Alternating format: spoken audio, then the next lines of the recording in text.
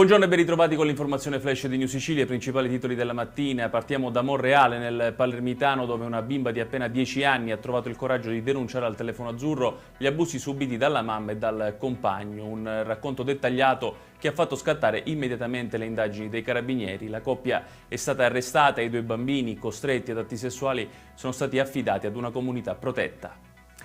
A Palermo resta in carcere il funzionario regionale Antonio Librizzi, arrestato in flagranza di reato mentre intascava una mazzetta all'interno di un bar. L'uomo è accusato di corruzione e secondo gli inquirenti potrebbe aver favorito alcune pratiche amministrative in cambio di denaro.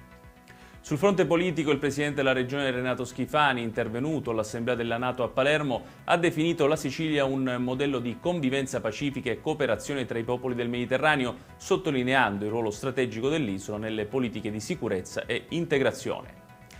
2 persone sono state salvate dal soccorso alpino dopo essere rimaste bloccate a oltre 2000 metri di quota sull'Etna. Uno dei due era un elicotterista dei Vigili del Fuoco caduto durante l'intervento di salvataggio dell'escursionista. Entrambi sono stati portati in ospedale. Etna protagonista anche sul fronte scientifico. Pare infatti che l'energia rilasciata durante le eruzioni dal vulcano sia così potente da perturbare la ionosfera, lo strato più alto dell'atmosfera terrestre. A dimostrarlo uno studio dei ricercatori dell'INGV in collaborazione con diversi atenei e un istituto di Praga.